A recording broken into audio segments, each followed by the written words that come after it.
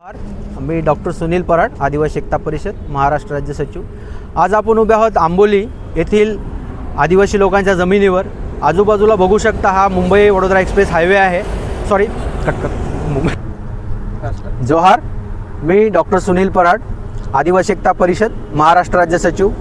आज आपण आंबोली ह्या गावी आहोत आणि खास करून इथे येण्याचं कारण की ही जी आजूबाजूला बघता ही आदिवासी लोकांची जमीन आहे, परंतु आदिवासी लोकांची जमीन असताना ह्या जमिनीची खोटी कागदपत्र तयार करून बाजूला तुम्ही बघू शकता किती मोठाले पेट्रोल पंप उभे आहेत, त्याच्या बाजूला हॉटेल्स उभे आहेत। तर ह्या ज्या गोष्टी आहेत ह्या आदिवासींना डावलून करण्याचा प्रयत्न केलेला आहे। ह्या बाबतीत गेली अनेक वर्ष आपण प्रयत्न करतोय, परंतु काल ह्या जे रायात कुटुंब आहे त्यांची जमीन आहे, त्यांच्या प्रयत्नाला यश आलेलं आहे की काल कासा पोलीस स्टेशन येथे ह्या जे बेकायदेशीरपणे आदिवासीच्या जमिनीवरती अतिक्रमण करून राहिले होते त्यांच्या विरोधात अनुसूचित जाती जमाती अत्याचार प्रतिबंधक कायदा म्हणजे ॲट्रोसिटी कायद्याअंतर्गत जवळजवळ 6 लोकांवरती गुन्हे दाखल झालेले आहेत। त्याच्यामध्ये हसन चारनारिया, खिमातोगा भरवाड, आरती सिंह, उमेश खिमा भरवाड, संजय केदारनाथ यादव, अवध नारायण काळूराम यादव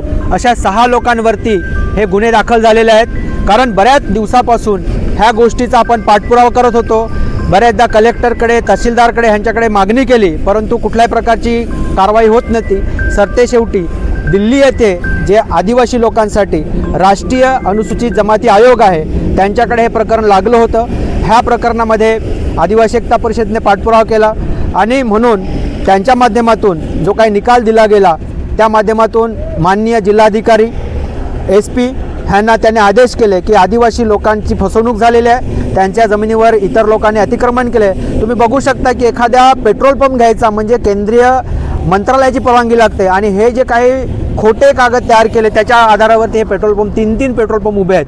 तर अशा पद्धतीने हे खोटेपणा करून आदिवासीला त्यांच्या हक्कापासून वंचित ठेवायचं काम केलं आहे। परंतु हे आपण पाठपुरावा केल्यामुळे एक गोष्ट घडलेली आहे की हे लोकांना कळलं पाहिजे की आदिवासीची जमीन ही संरक्षित जमीन असते, त्याला सुरक्षितता दिलेली असते, सरकारच्या परवानगीशिवाय ती ट्रान्सफर होत नाही। असं असताना खोटे दस्त तयार करून आपल्या आदिवासी लोकांची जमीन हडप करायचा प्रयत्न केला। त्याविरुद्ध हे रायात कुटुंब भांडलं, त्यांनी दाद मागितलेले आणि काल ह्या कासा पोलीस स्टेशन येथे त्यांच्या जे काय अतिक्रमणधारक आहेत बिगर आदिवासी लोक त्यांच्यावरती ॲट्रोसिटी अंतर्गत गुन्हा दाखल झालेला आहे। आणि आम्ही इथपर्यंत थांबणार नाही आहोत। अशी जिल्ह्यामध्ये अनेक प्रकरणं आहेत। काही दिवसापूर्वी कासा येथे वावरे कुटुंब आहे, चारोटीतील भोईर कुटुंब आहे, ह्या बाबतीत पण जवळजवळ 42 ते 45 लोकांना ॲट्रोसिटी गुन्हा दाखल झालेला आहे। अशा पद्धतीने ह्या जिल्ह्यामध्ये जे आदिवासी लोकांच्या जमिनी हडप करण्याचा गैरआदिवासीने प्रयत्न चालवला आहे, त्यासाठी आदिवासी एकता परिषद निश्चित आदिवासी समाजाच्या बरोबर खंबीरपणे उभे आहे आणि अशी जी काही प्रकरणं असतील त्याच्या बाबतीत निश्चित संघटना